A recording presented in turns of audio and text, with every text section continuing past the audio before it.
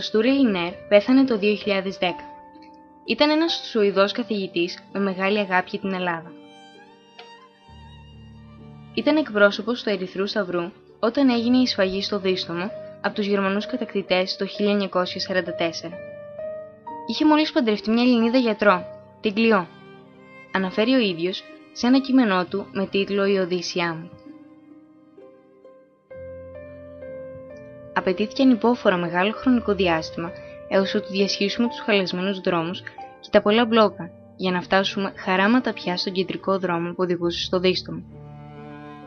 Από τις αρχές του δρόμου ανασηκώνονταν γήπες από χαμηλό ύψος, αργά και απρόθυμα όταν μας άκουγαν που πλησιάζαμε. Σε κάθε δέντρο κατά μήκους του δρόμου και για εκατοντάδες μέτρα κρέμονταν ανθρώπινα σώματα, σταθεροποιημένα με ξυμφολόγχες, κάποιοι εκ των οποίων ήταν ακόμη ζωντανά. Ήταν οι κάτοικοι του χωριού που τιμωρήθηκαν με αυτόν τον τρόπο. Θεωρήθηκαν ύποπτοι για παροχή βοήθειας στους αντάρτες της περιοχής, οι οποίοι επιτέθηκαν σε δύναμη των SS. Η μυρωδιά ήταν ανυπόφορη. Μέσα στο χωριό σιγόκαιε ακόμη φωτιά στα αποκαίδια των σπιτιών. Στο χώμα κοίτονταν διασκορπισμένοι εκατοντάδες άνθρωποι κάθε ηλικίας, από υπερήλικες έως νεογέννητα. Σε πολλές γυναίκες είχαν σχίσει τη μήτρα με την ξυμφολόχη και αφαιρέσει τα στήθη. Άλλες κοίτονταν στραγγαλισμένες με τα εντόστια τυλιγμένα γύρω από το λαιμό. Φαινόταν σαν να μην είχε επιζήσει κανείς. Μα ναι, ένας παππούς στην άκρη του χωριού. Από θαύματος είχε καταφέρει να γλιτώσει τη σφαγή. Ήταν σοκαρισμένος από τον δρόμο, με άδειο βλέμμα, τα λόγια του πλέον μη κατανοητά. Κατεβήκαμε στη μέση της συμφοράς και φωνάζαμε στα ελληνικά. «Ερυθρός Σταυρός! Ερυθρός Σταυρός! Ήρθαμε να βοηθήσουμε!» Από μακριά μας πλησίασε διστακτικά μια γυναίκα.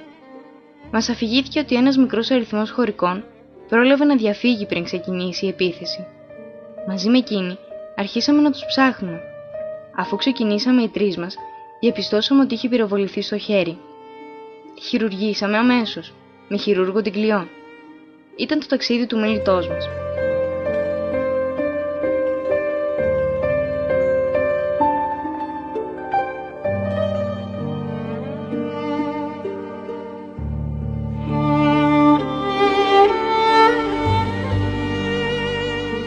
Αρκετά χρόνια αργότερα θα αποκτούσε και έναν αξιοσημείωτο επίλογο. Όταν τα γερμανικά στρατεύματα κατοχής αναγκάστηκαν να εγκαταλείψουν την Ελλάδα, δεν πήγαν και τόσο καλά τα πράγματα, αφού μια γερμανική μονάδα κατάφερε να περικυκλωθεί από αντάρτες ακριβώς στην περιοχή του Διστόμου. Σκέφτηκα ότι αυτό ίσως θεωρηθεί από τους Έλληνες ως ευκαιρία για αιματηρή εκδίκηση, πόσο μάλλον που η περιοχή εδώ και καιρό είχε αποκοπεί από κάθε παροχή βοήθεια σε τρόφιμα. Ετοίμασα λοιπόν φορτηγά με τα αναγκαία τρόφιμα.